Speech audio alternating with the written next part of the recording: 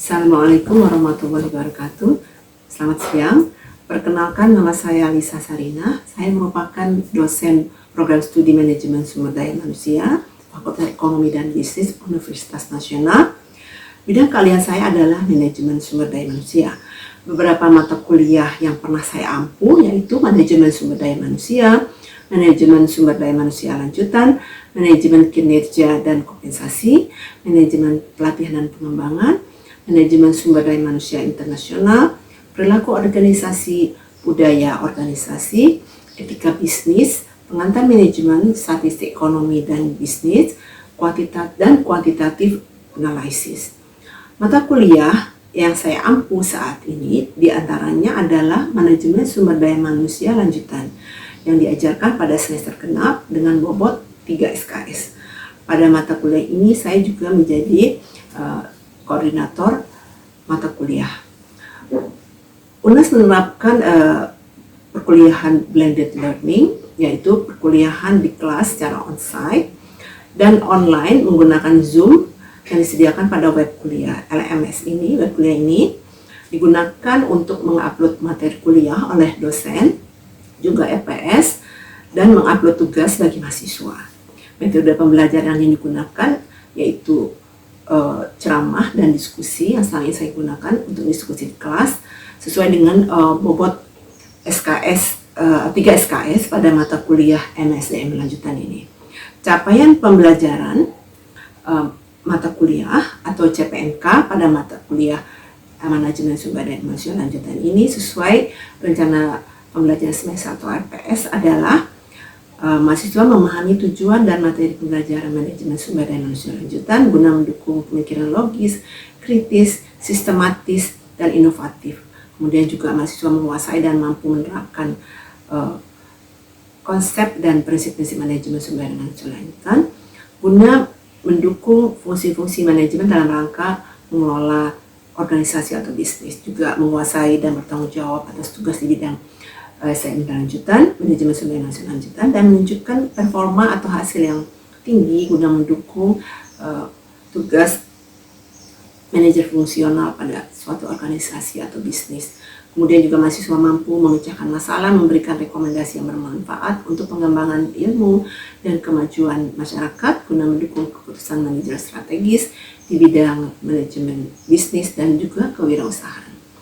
Mata kuliah manajemen sumber daya manusia lanjutan ini membahas beberapa topik, yaitu ruang lingkup dan fungsi kompensasi, prinsip dalam pemberian kompensasi, program kesejahteraan karyawan, motivasi sesuai teori kebutuhan, motivasi sesuai teori proses, job evaluasi, manajemen talenta, perencanaan suksesi, kualitas kehidupan kerja dan gugus kendali mutu, komunikasi, keselamatan dan kesehatan kerja, kepemimpinan, perjanjian kerja dan penyelesaian perselisihan kerja, serta disiplin dan pemberhentian kerja dalam manajemen sumber daya manusia.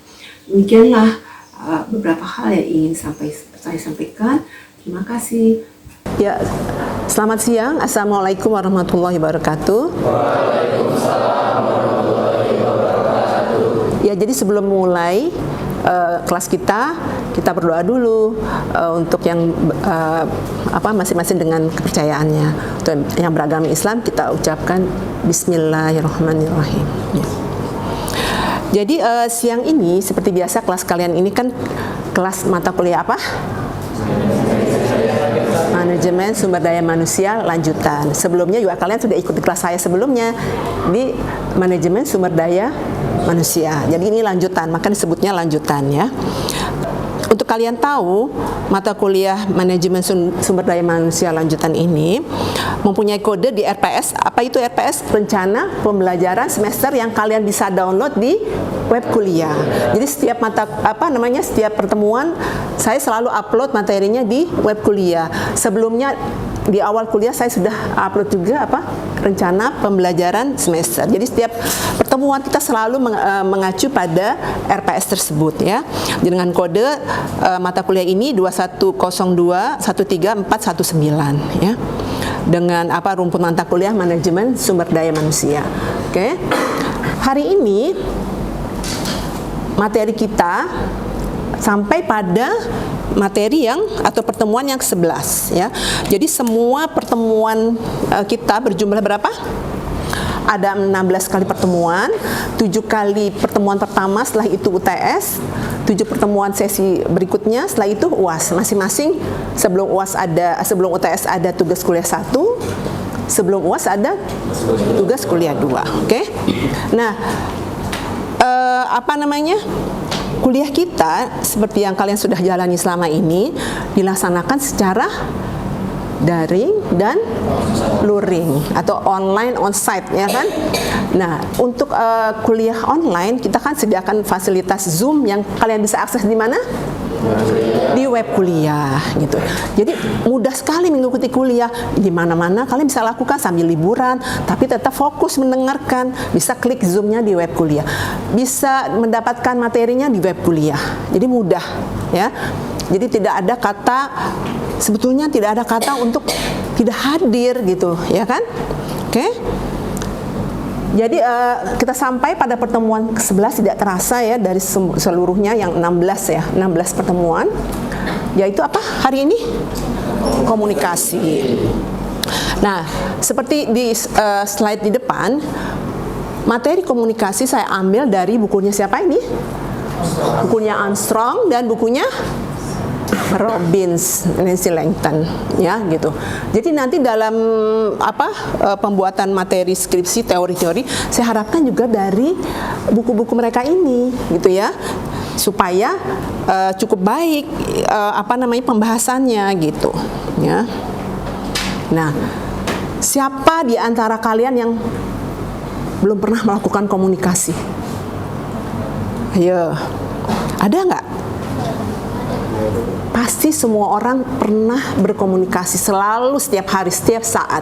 Bahkan bayi sekalipun dia sudah berkomunikasi dengan caranya, ya. Ya bersyukurnya kita sebagai orang dewasa secara tidak belajar pun kita akhirnya bisa memahami komunikasi dengan bayi tadi, ya kan? Padahal dia tidak menggunakan bahasa Indonesia, ya, atau bisa menggunakan bahasa daerah, tapi kita paham, gitu ya. Nah, jadi kalau tadi saya tanyakan, ada nggak yang tidak pernah berkomunikasi? Pasti tidak ada. Karena berdasarkan bukunya Robbins, 70% waktu setiap orang rata-rata dihabiskan untuk berkomunikasi. Apalagi sekarang ya, zamannya media sosial, begitu bangun, langsung buka handphonenya. Ya kan? Ada pesan masuk tidak? Ada ada berita baru tidak? FOMO. Apa itu FOMO? Fear of missing out, takut nanti ketinggalan berita, ya kan? Gitu.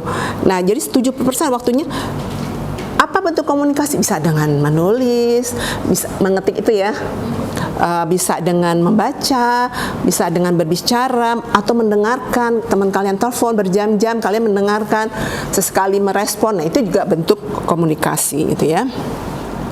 Tapi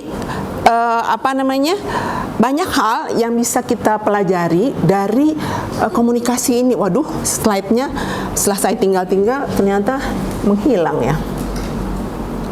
Ya. Jadi banyak hal yang bisa kita pelajari dari materi komunikasi ini. Nah, kita lihat bahwa tadi itu ya 70% waktu kita dihabiskan untuk berkomunikasi. Kita lihat gambar berikut nanti di slide berikut.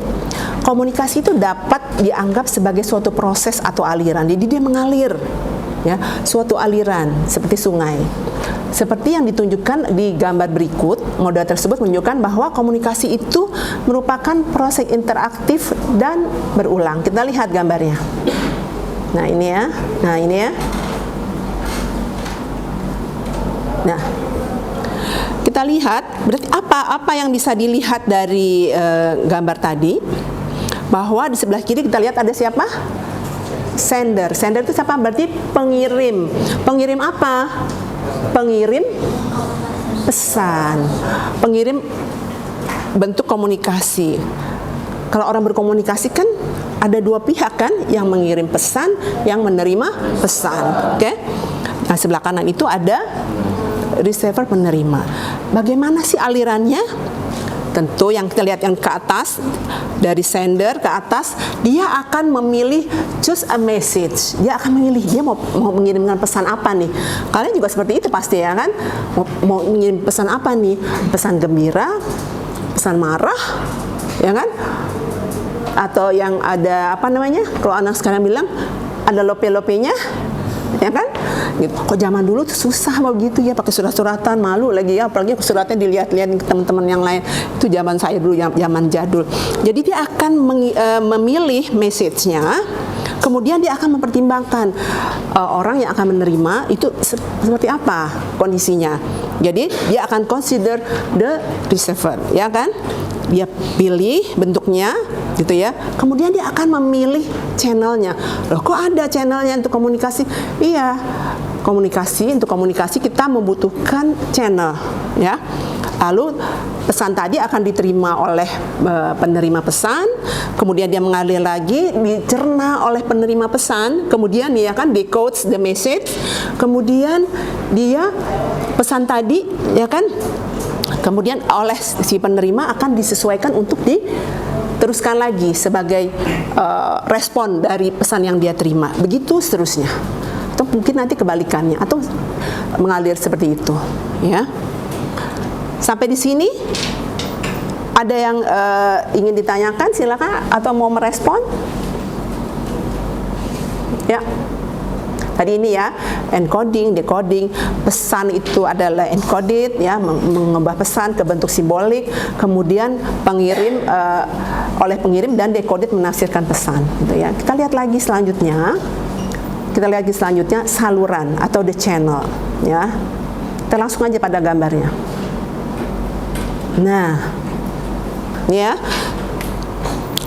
Jadi seperti yang tadi saya sampaikan ya, bahwa kita untuk berkomunikasi itu membutuhkan saluran atau channel ya.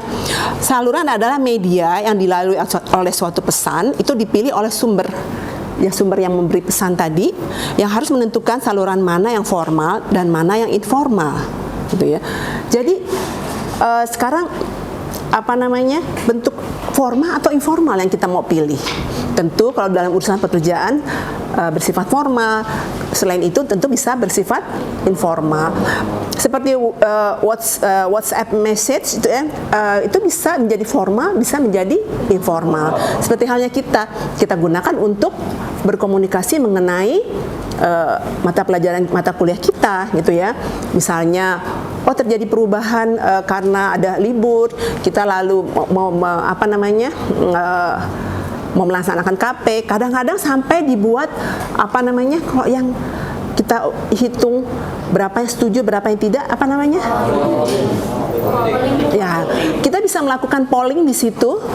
Itu kan berarti suatu bentuk komunikasi. Kita mau tahu berapa banyak yang setuju dengan waktu yang dipilih, berapa yang tidak. Seperti itu ya. Nah, kita lihat sekarang salurannya. Nah, saluran ini ada yang disebut saluran yang kaya, rich channel, gitu ya. Atau ada yang disebut poor channel. Kalau yang rich itu yang langsung seperti ini, komunikasi langsung. Karena apa? Kita bisa melihat mimik wajahnya, dia lagi marah atau dia lagi senang, ya, dia lagi bahagia atau dia lagi sebel sama kita, ya kan? Kita bisa lihat samping mimik mukanya, gesturnya. Kadang orang gesturnya bisa menunjukkan bahwa dia misalnya dia sedang marah, dia sedang bahagia, itu kelihatan. Kita kadang tidak bisa menyembunyikan gestur kita, ya kan? Gitu. Nah, jadi yang paling kaya itu karena apa? Nanti kalau ada pertanyaan di UAS, mengapa komunikasi langsung itu disebut saluran yang paling kaya? Kenapa? Karena kita bisa melihat langsung apanya tadi?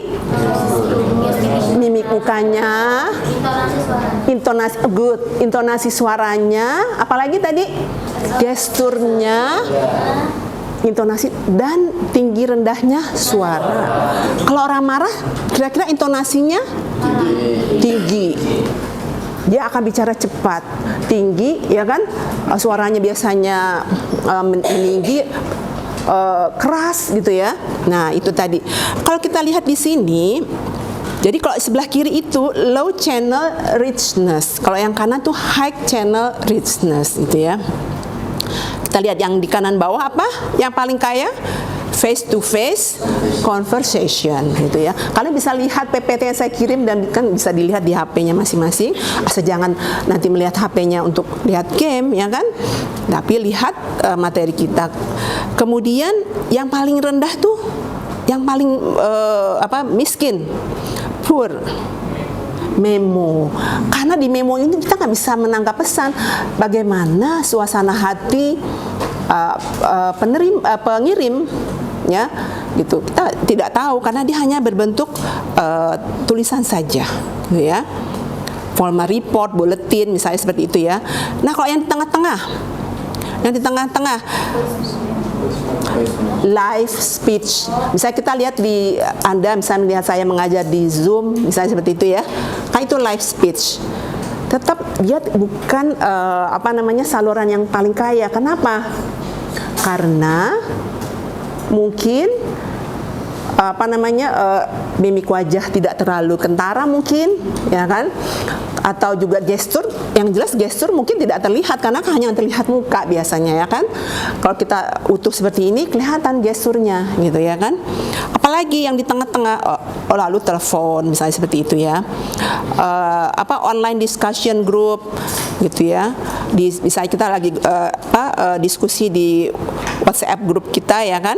Kemudian voicemail. Kadang kan di WhatsApp itu kita menerima voice ya, gitu ya, voice note. Nah itu juga kita nggak bisa menangkap seluruhannya, maka dia ada di tengah-tengah. Kita bisa mendengarkan intonasinya, ya, tapi kita tidak bisa melihat mimik wajah dan gestur tentunya, ya, gitu. Demikian juga email, makin ke kiri makin miskin gitu ya, poor. Sampai di sini ada pertanyaan untuk ini? Nah, kemudian yang berikutnya, masalah saat ini dalam berkomunikasi. Kira-kira ada yang tahu nggak?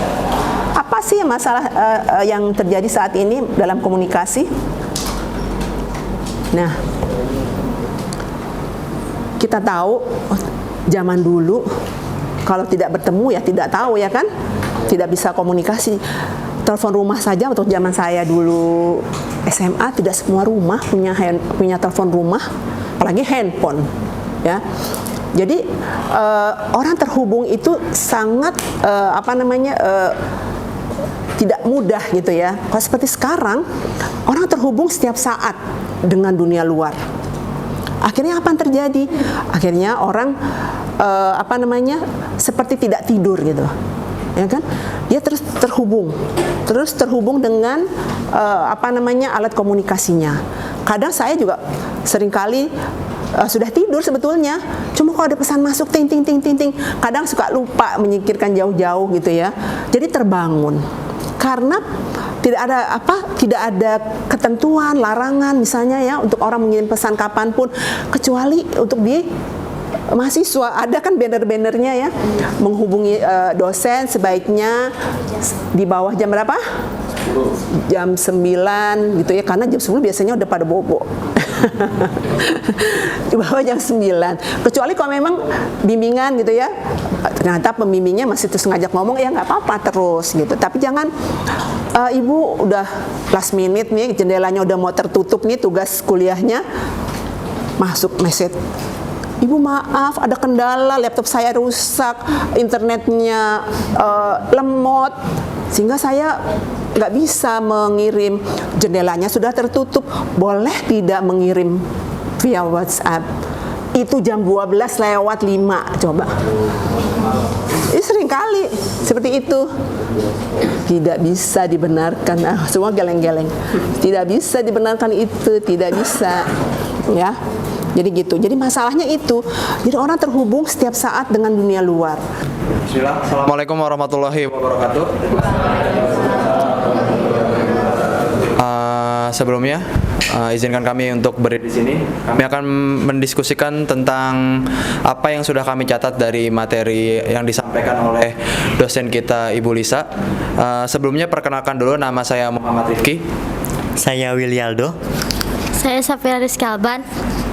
Nama saya Ananda Ardelia Malva. Nama saya Febia Caya Salma. Baik, di sini kita akan memulai dari pembacaan latar belakang dulu pertama-tama yang akan dimulai oleh teman saya. Oke, baik. Review artikel pentingnya peran komunikasi dalam organisasi, lisan, nonverbal, dan tertulis. Literatur review manajemen. Artikel menekankan bahwa komunikasi adalah bagian tertunda mental dari kehidupan manusia, terutama dalam lingkungan organisasi. Komunikasi dibutuhkan agar setiap anggota organisasi bisa memahami tugas, fungsi, dan tujuan bersama. Dalam artikel menyoroti bahwa komunikasi dalam organisasi berbeda dengan komunikasi umumnya di masyarakat karena dipengaruhi budaya kerja dan peran masing-masing individu. Artikel menyoroti 3 bentuk utama komunikasi lisan, verbal, nonverbal, dan tertulis. Komunikasi lisan atau verbal. Komunikasi lisan adalah penyampaian pesan secara langsung melalui kata-kata atau ucapan. Artikel menjelaskan bahwa komunikasi ini penting untuk membangun tim yang solid. Ketika komunikasi lisan tidak berjalan baik, akan muncul konflik antar anggota, terbentuknya kelompok-kelompok kecil yang sangat menjatuhkan dan turunnya kinerja organisasi secara keseluruhan. Contoh dalam dunia kerja adalah saat seseorang pimpinan menyampaikan arahan secara langsung kepada tim. Jika komunikasi ini disampaikan dengan jelas dan persuasif, maka tim akan lebih mudah memahami arah kerja dan lebih termotivasi. Yang kedua ada komunikasi nonverbal. Komunikasi nonverbal adalah pesan yang disampaikan melalui gerakan tubuh, ekspresi wajah, dan kontak mata. Di dalam artikel sendiri memberi contoh seperti operator jahit yang mengangkat tangan tanpa bicara untuk meminta benang, atau senyuman yang menunjukkan keramahan. Komunikasi nonverbal dinilai sebagai pelengkap dari komunikasi lisan. Bahkan dalam banyak kasus sinyal nonverbal dapat memperkuat atau bahkan menggantikan pesan lisan. Jika tidak digunakan dengan baik, komunikasi nonverbal bisa menciptakan kesalahpahaman. Yang ketiga ada komunikasi tertulis.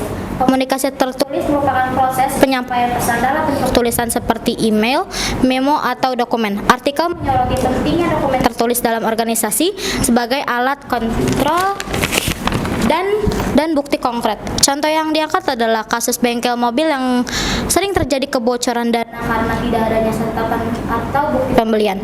Hal ini menunjukkan bahwa ketidakadanya komunikasi tertulis yang rapi bisa menimbulkan ketidakpercayaan dan dugaan korupsi.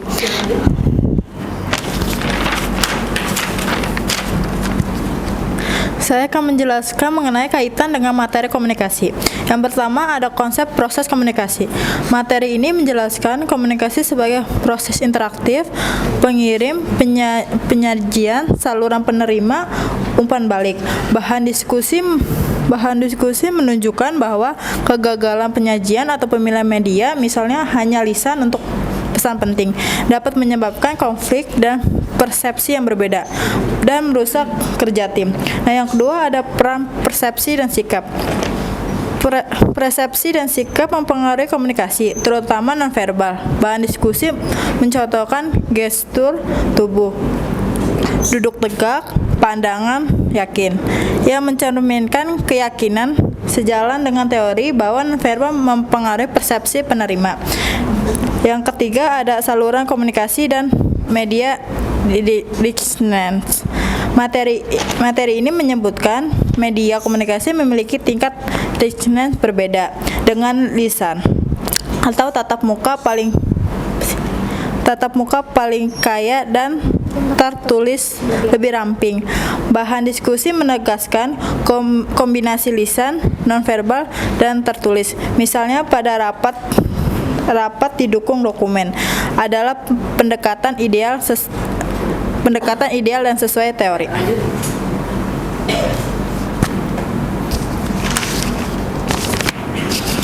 Selanjutnya ada komunikasi dua arah dan partisipasi. Materi menekankan komunikasi dua arah dalam organisasi modern dalam seperti speak up, briefing, intranet. Bahan diskusi mendukung partisipasi semua anggota, bukan hanya top down, agar komunikasi efektif dan memberi ruang bagi feedback. Kesimpulan review dari kami adalah secara keseluruhan bahan diskusi ini sudah sejalan dengan teori komunikasi organisasi yang lebih luas. Artikel diskusi menekankan pentingnya integrasi komunikasi lisan, nonverbal dan tertulis dalam organisasi, dan ini diperkuat dalam teori komunikasi karyawan bahwa komunikasi yang efektif bukan hanya tentang menyampaikan pesan, tetapi memastikan pesan itu diterima, dipahami, dan mampu membangun kepercayaan dua arah dalam organisasi.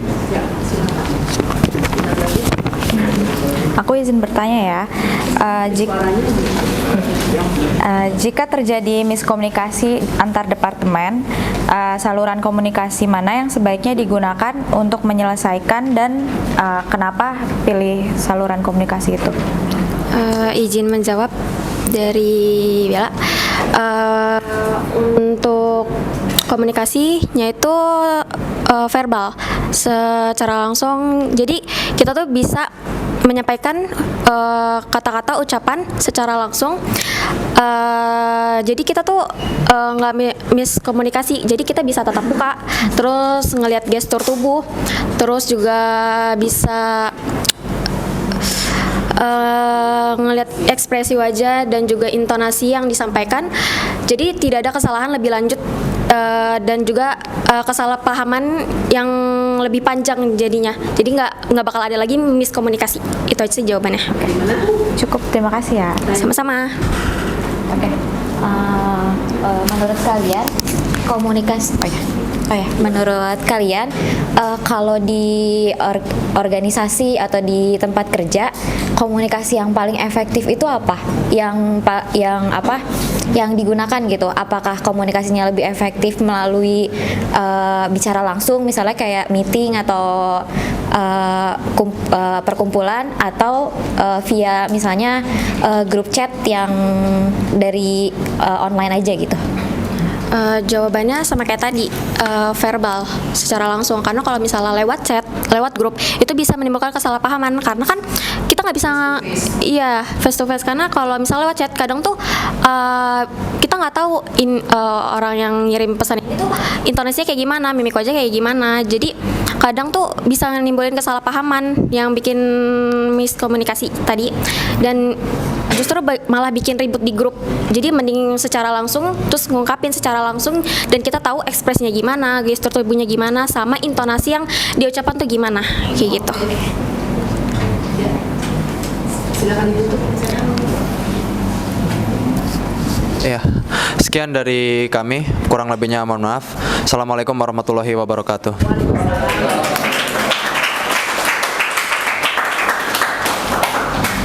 Jadi demikian materi kita hari ini. Ya, saya harapkan bisa menambah insight, ya, menambah wawasan bagi kalian semua. Oke, terima kasih semuanya. Assalamualaikum.